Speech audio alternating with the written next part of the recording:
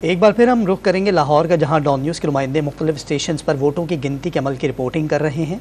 मियाँ शुएब NA 129 में मौजूद हैं, उनसे वहां की सूरत हाल जानते हैं। आप हमें बताइएगा शुएब, आप कौन कौन से नताइज अब तक मौसूल हो चुके हैं और दिन भर टर्नओवर कैसा रहा, कैसा माहौल देखा आपने?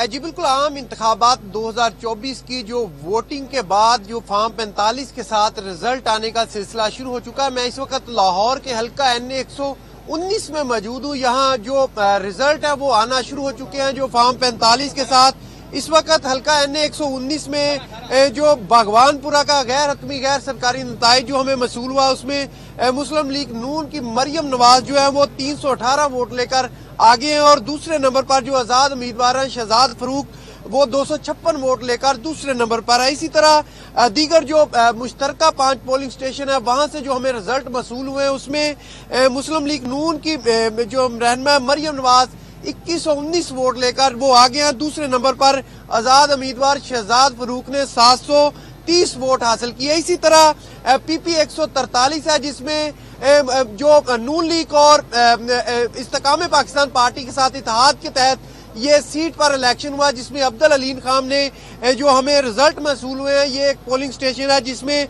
128 वोट हासिल किए हैं, लेकिन उसके साथ पहले नंबर पर हैं जो आजाद उम्मीदवार, उनकी जानब से 177 वोट हासिल किए गए। इसी तरह मुख्तलिफ जो पोलिंग स्टेशन है उनके फॉर्म 45 के साथ गैर सरकारी गैर हतमी नताइज जो हमें मसूल हो रहे हैं। इस तरह दीगर मकामात पर जहां वोटर की तादाद ज्यादा थी वहां अभी भी जो है गिनती का अमल जारी है। जी बहुत